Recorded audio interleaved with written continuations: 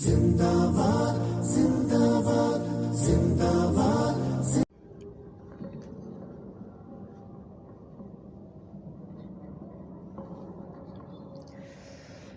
اللهم صل على سيدنا مولانا محمد وعلى آل أصحاب سيدنا ومولانا محمد وبارك وسلم وصلوا عليه هو الحبيب الذي ترجع شفاعته لكل حول من الأهوال منتهم مولاي صل وسلم دائما أبدا على حبيبك خير خلق كلهم رب اشرح لي صدري ويسر لي أمري واحلل عقدة من لساني يفقهوا قولي وصلى الله تعالى على خير خلقه محمد وآله وصحبه أجمعين برحمتك يا أرحم الراحمين.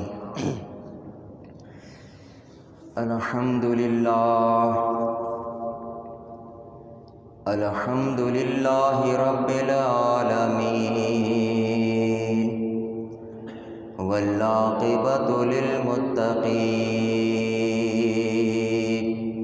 والصلاة والسلام على رسول رب العالمين وعلى آله الطيبين الطاهرين رسول رب العالمين. أما بعد فأعوذ بالله من الشيطان الرجيم. بسم الله الرحمن الرحيم. إن الذين يؤذون الله ورسوله لعنهم الله في الدنيا والآخرة وأعد لهم عذابا مهينا.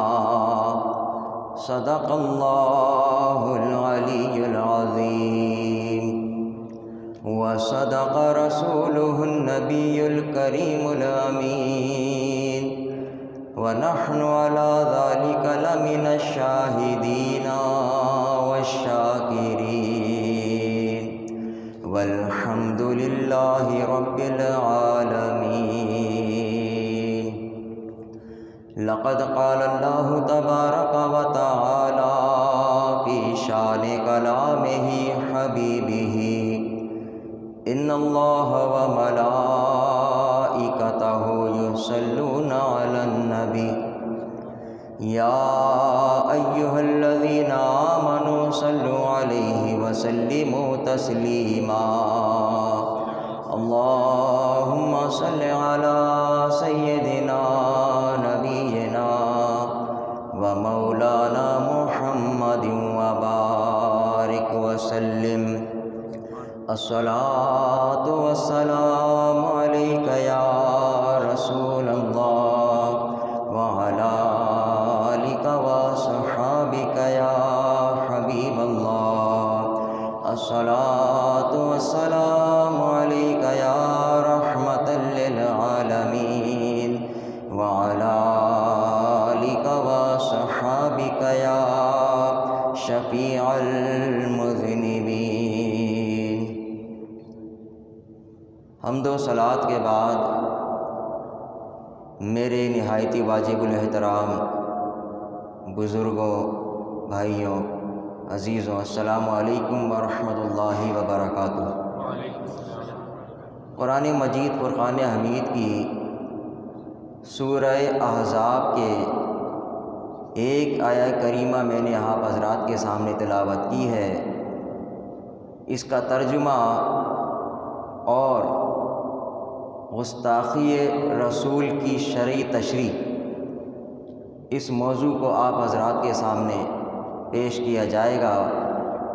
نہایت خلوص، محبت اور پورے انہماک کے ساتھ سماعت فرمائیے گا. وما توفیقی الا باللہ العلی العظیم.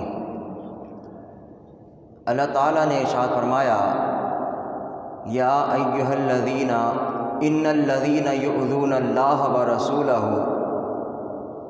بے شک وہ لوگ جو اللہ اور اس کے رسول کو ایذا دیتے ہیں، لعنہم اللہ فی الدنیا والآخرہ، ان پر دنیا اور آخرت میں اللہ کی لعنت ہے، وأعد لہم عذابا مہینا، اور اللہ نے ایسوں کے لیے اہانت والا، ذلت والا، رسوائی والا عذاب تیار کر رکھا ہے۔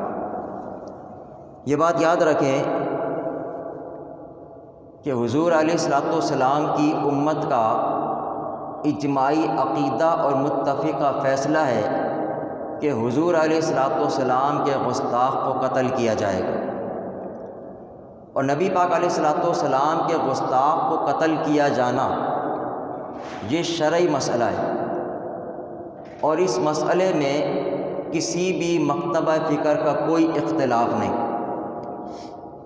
اس لیے کہ بڑا حساس معاملہ ہے، اور اس پر کسی قسم کا کوئی اختلاف لوگ نہیں کرتے۔ ہر مکتبہ فکر اس بات پر متفق ہے کہ حضور علیہ الصلوۃ والسلام کے شاتم کو، گستاخ کو قتل کیا جائے گا، اس کو قرار واقع سزا دی جائے گی۔ لیکن بعض نام و نہاد مسلمان غیر ذمہ دار اور یوں کہیے کہ بے ضرر، کہ جن کو حضور علیہ الصلوۃ والسلام سے کوئی محبت نہیں، وہ جو جہاد سے جی چراتے ہیں، بزدل قسم کے لوگ ہیں، وہ یہ اعتراض کرتے پھرتے ہیں کہ قرآن مجید فرقان حمید میں تو کہیں حضور علیہ الصلوۃ والسلام کی گستاخی کی کوئی سزا بیان نہیں کی گئی، تو پھر تم حضور کی گستاخی کرنے والے کو قتل کی سزا کا کیوں مطالبہ کرتے، اسے کیوں قتل کرتے؟ تو اس طرح کی باتیں وہ لوگ کرتے ہیں جو منکرین حدیث ہیں، جو گمراہ ہیں، بددین ہیں، اور جن کو حضور علیہ الصلوۃ والسلام سے کوئی محبت نہیں۔ جو اپنے آپ سے محبت کرتے ہیں وہ اس طرح کی باتیں کرتے ہیں، اور وہ قرآن کو ایسی نگاہ سے پڑھتے ہیں کہ انہیں قرآن کے اندر یہ مسائل نظر ہی نہیں آتے۔ انہوں نے قرآن کو کل شریعت سمجھ رکھا ہے، حالانکہ یاد رکھیں قرآن کل شریعت نہیں ہے، قرآن تو شریعت کے ماخذ میں سے ایک ماخذ ہے۔ 4 ماخذ ہیں شریعت کے جہاں سے شریعت کو حاصل کیا جائے گا، اس میں سے ایک ہے قرآن، دوسرا ہے حدیث، پھر ہے اجماع، اور چوتھا ہے قیاس۔ یہ 4 ماخذ ہیں، 4 ذرائع ہیں جن سے ہم کسی شرعی مسئلے کو حل کریں گے، شریعت کو حاصل کریں گے۔ ان 4 ماخذ کو کہتے ہیں شریعت۔ وہ لوگ جو یہ اعتراض کرتے ہیں کہ قرآن میں حضور علیہ الصلوۃ والسلام کے گستاخ کی کوئی سزا نہیں ہے، تو انہوں نے قرآن کو صحیح طریقے سے نہیں پڑھا۔ اگر ان کے اصول کو لے لیا جائے کہ چونکہ قرآن میں گستاخ کی کوئی سزا مقرر نہیں کی گئی، تو پھر کیا نتیجہ نکلے گا؟ میں چند مثالیں آپ کے سامنے رکھتا ہوں۔ دیکھو قرآن میں اللہ تعالیٰ نے نماز کا حکم دیا، اللہ فرماتا ہے، اللہ تعالیٰ ارشاد فرماتا ہے ان الصلاۃ کانت علی المؤمنین کتابا موقوتا۔ اللہ فرماتا ہم نے نماز مومنوں پر مقررہ وقت میں فرض کر دی ہے۔ تو مومنوں پر نماز مقررہ وقت میں فرض کر دی گئی ہے۔ اب قیامت تک کا چیلنج دیتا ہوں، یہ مجھے قرآن سے نماز کا طریقہ، نماز کے اوقات، نماز کی رکعتیں اور نماز کے فرائض، واجبات، سنن، مستحبات اور جماعت کا طریقہ، جمعہ اور عیدین کی نمازیں، چاشت، اشراق، تہجد اور نماز خسوف، نماز استسقاء، یہ ساری نمازیں ان کے طریقہ کار نکال کے دکھائیں۔